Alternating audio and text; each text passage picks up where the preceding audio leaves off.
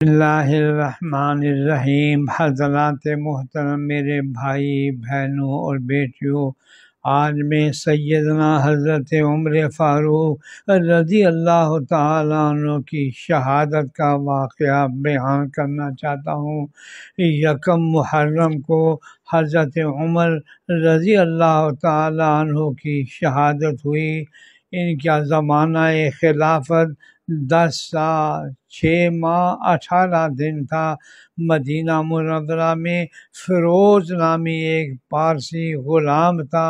اس نے ایک دن حضرت عمر سے آ کر شکایت کی کہ میرے آقا مغیرہ بن شعبہ رضی اللہ تعالیٰ عنہ نے مجھ پر بہت بھاری محصول مقرر کیا ہے، آپ کم کرا دیجئے۔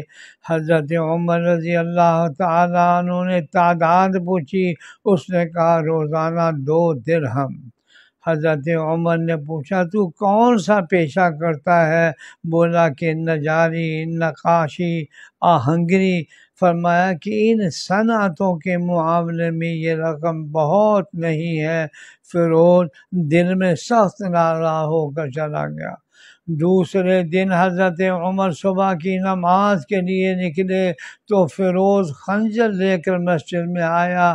حضرت عمر کے حکم سے کچھ لوگ اس کام پر مقرر تھے کہ جب جماعت کھڑی ہو تو صفیں درست کریں۔ جب صفیں سیدھی ہو چکتی تھی تو حضرت عمر تشریف لاتے اور امامت کرتے۔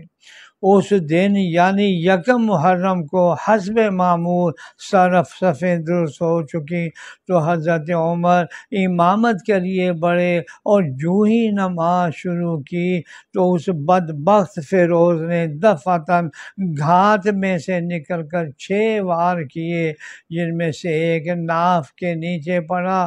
حضرت عمر رضی اللہ تعالیٰ عنہ فوراً عبد الرحمن بن عوف کا ہاتھ پکڑ کر اپنی جگہ کر دیا اور خود زخم کے صدمے سے گر پڑے۔ حضرت عبد الرحمن نے نماز پڑھائی، حضرت عمر سامنے پڑے تھے۔ فیروز نے لوگوں کو بھی زخمی کیا، بالآخر پکڑ لیا گیا اور ساتھ ہی اس نے خودکشی کر لی ہے۔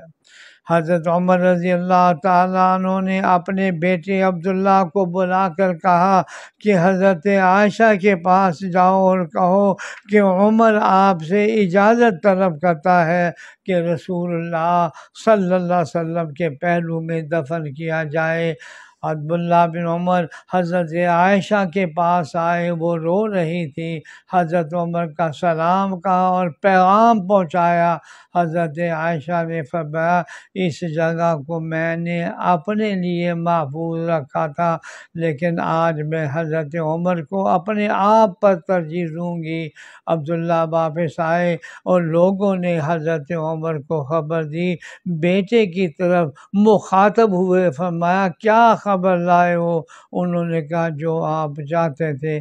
فرمایا یہی سب سے میری بڑی آرزو تھی۔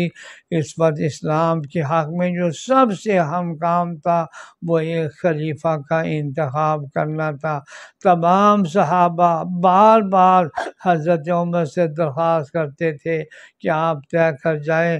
حضرت عمر نے خلافت کے معاملے پر مدتوں غور کیا اور سوچا کرتے تھے۔